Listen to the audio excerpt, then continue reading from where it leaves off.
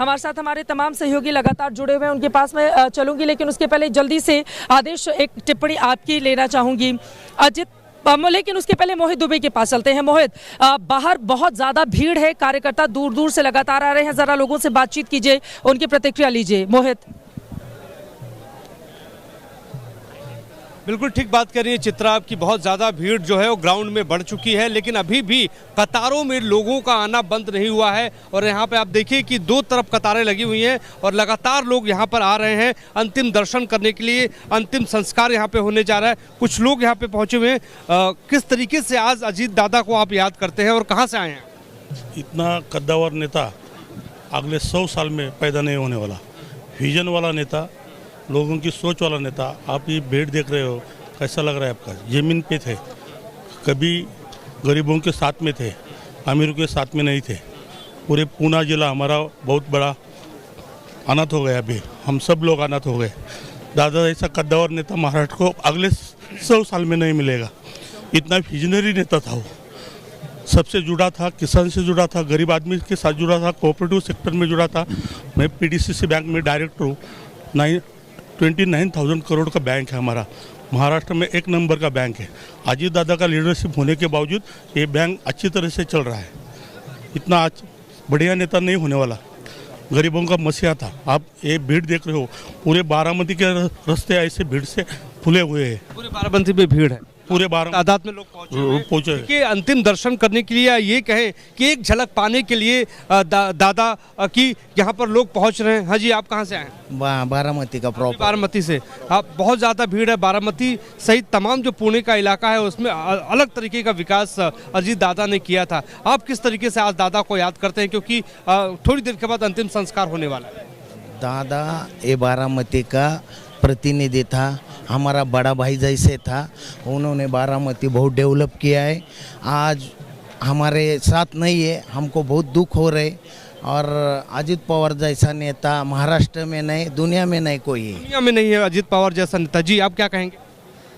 बारामती जैसा अजीत दादा का नेतृत्व इस महाराष्ट्र में तो नहीं है, लेकिन जो बारामती में जो अजीत दादा ने विकास किया, किसी महाराष्ट्र में किसी तालुका प्रेस में, जिला प्रेस में भी नहीं हुआ। ऐसा विकास हो नहीं सकता। चित्रा देखिए, एक बार फिर से मैं आपको तस्वीरें दिखाना चाहूँगा कि ये वो कतार है और ये कतार जहाँ तक मेरी नज़र जा रही है वहाँ तक ये लंबी कतार दिखाई दे रही है। ग्राउंड जो है लगातार, आप कह रही हैं कि ग्राउंड भर गया है, उसके बाद भी लोगों का हुजूम कम नहीं हो रहा है, क्योंकि उनको पता है कि यही एक मौका है अजीत दादा के अंतिम दर्शन को लेकर। यही मौका है कि एक बार अजीत दादा को देख लिया जाए, क्योंकि जिस तरीके से उन्होंने बारामती की मिट्टी से प्रेम किया, इसी मिट्टी को उन्होंने संवारा, इसी मिट्टी में आज जो पंचतत्व में विलीन हो रहे हैं। किसी को भाई थे, किसी के वो बेटे थे, किसी के लिए वो जो है वो घर के परिवार जैसे सदस्य थे। तो तमाम लोगों का आना यहाँ पे शुरू हो रहा है और यहाँ पर हम ये कह सकते हैं कि पूरा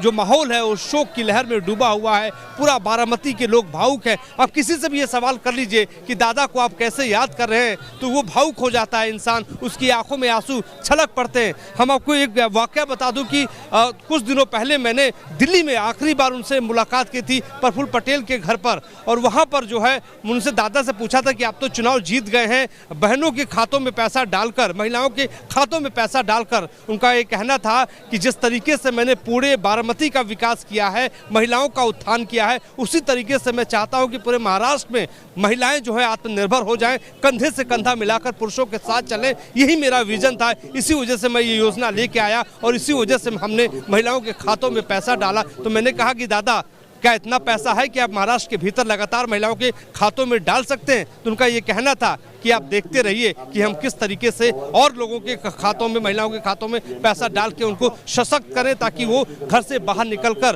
पुरुषों के साथ कंधे से कंधा मिला पाए। तो देखिए, इस तरीके का विजन जो है अजीत दादा का था और उसी विजन के तहत, उसी विजन को लेकर आज उनके चाहने वाले, उनसे मोहब्बत करने वाले लोग यहाँ पे पहुंच रहे हैं, क्योंकि दादा का जो कमिटमेंट होता था उसे वो पूरा करते थे। कुछ और लोग बिल्कुल लगातार उनके पहुंचने का सिलसिला जारी है और आपको बताते चले कि तिरंगे से लपेटा हुआ पार्थिव शरीर अब विद्या प्रतिष्ठान इस मैदान के लिए निकल चुका है, जहां पर उनके अंतिम विदाई दी जाएगी और यहां पर तैयारियां पूरी हो चुकी हैं। जिन जिन रास्तों से गुजरता हुआ उनका पार्थिव आगे बढ़ा है, उसके पहले पुलिस ने, महाराष्ट्र की पुलिस ने उन्हें सलामी दी। जहां जहां से गुजरता हुआ उनका पार्थिव शरीर आगे बढ़ा है, वहां वहां महिलाओं के, पुरुषों के, रोते बिलखते लोगों की तस्वीरें सामने आ रही हैं, जो अपने आप में विचलित करती हैं, परेशान करती हैं, क्योंकि उन्हें पता है कि अब उनके अजित दादा वापस नहीं लौटेंगे। इसी वजह से ये तस्वीरें हम सभी को भावुक करती हुई, पीछे की तस्वीरें आप दिखाइए, पूरा का पूरा इतना बड़ा मैदान है और आप देखेंगे पूरा मैदान किस तरह से यहाँ पर भरा पड़ा हुआ है।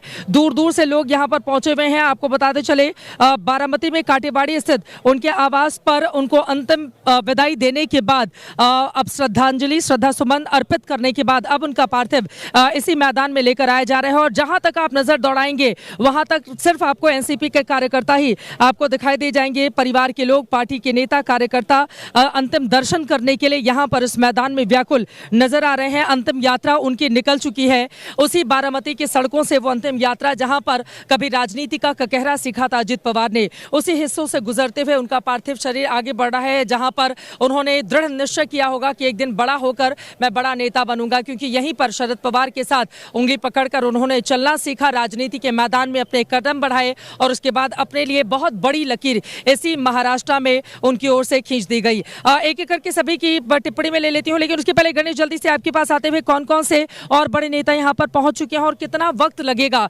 क्योंकि उनका पार्थिव शरीर निकल चुका है जो उनके पैतृक गांव में आवास पर रखा गया था, वहां से यहाँ पर पहुंचने में कितना वक्त लगेगा और यहाँ पर किस तरह की तैयारी, तस्वीरें क्या दिखाएंगे गणेश आप?